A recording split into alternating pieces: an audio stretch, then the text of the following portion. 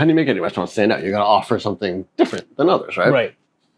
And I was thinking, okay, it'll be focused on American craft spirits. But then as we were talking about that, I was like, well, we got to bring in spirits just for this one small bar. Maybe we should distribute it. Yeah, like we should bring in a lot and sell to these other bars. And that was probably one of the reckless ideas and kind of wild ideas, but very eye-opening ones. And and I mentioned this especially about pouring the room temperature gin because it's funny. This was the first time I actually had to kind of sell myself to a supplier. I had to convince people to sell to us. Why? When you do it with sushi, no? Yeah. But I think selling sushi to a consumer is different versus I'm trying to sell you, like, please allow me to buy your alcohol. But a lot of these small distilleries, they're like, hey, we have very limited volume, and a lot of them have never exported anything out of the US before. And a lot of them, I hate to say, but it was also really amusing, being American, but being Chinese.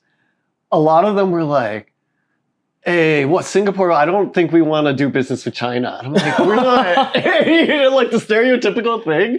Really?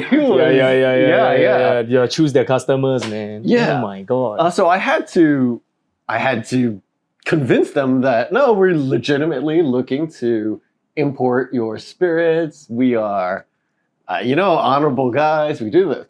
So I flew to New York, and I had a list of these distilleries that we wanted to work with. I just started calling them. And again, I had never done anything like this before, so I didn't know what to do. Like, do I just say like, hey, I just want to buy your stuff kind of thing? And this one guy, he's from Green Hook Ginsmith, so Greenpoint, Brooklyn. I land, and it's like, shit, man, I don't know, like 9:30 in the morning or something, so I'm jet lagged. And I call thinking that a business would answer, but I guess they're small enough that the guy just answers. And I'm like, hey, from Singapore, I'd emailed you, and here in town, I want to buy your gin. He's like, oh yeah, all right, meet me at this bar, 2:00. I'm like, all right. So I go and meet him. He brings in his like a suitcase full of gin bottles. What? And he's like, have you tried it before? I'm like, no, I've never tried it before. Only seen the pictures of the bottle, read about it, read your story. Yeah. It really sounds interesting. Yeah. He's like, okay, here, drink this. And I'm like, oh, okay, room temperature gin is a bit aggressive, man, but all right. And I did. So, Liberty Spirits, is it still kind of in motion, or is like you guys like pause it for now? It's kind of in maintenance mode, I would say. I think there were a lot of learnings from Liberty Spirits. Right. So right now, there's existing customers that if we still have stock of what they ordered, that they, they'll still order and we can deliver it to them. Right.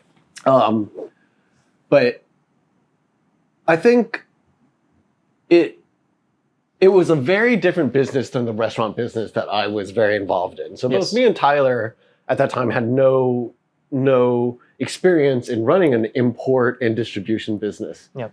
And at the end of the day, what I've learned is that as romantic as an industry as craft spirits might sound like, if you're importing, distributing, man, the way you're going to make money in it, the only way to make money in it is you're actually focused on logistics, on how much does it really cost you to get that bottle from America to Singapore.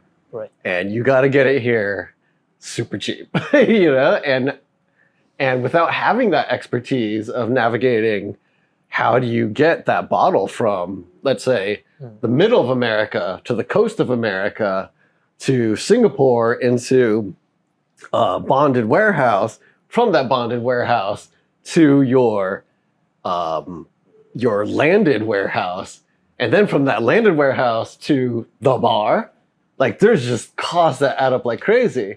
And when you're trying to compete with, the big boys like Bacardi, Diageo, almost impossible. Right, right. I have a friend. Her name is Corinne. I don't know. Oh, I know Corinne. Yeah. She's she like works with Zook as well, but she's like the alcohol goddess, lah. Oh, basically. yeah. And then Did she work for Diageo for a while? I think so. Oh. Yeah. So basically, she had a cocktail bar a long time ago. In fact, another way to tie us all together. Corinne owned the cocktail bar that me and Tyler met at, and it was in Little India, right?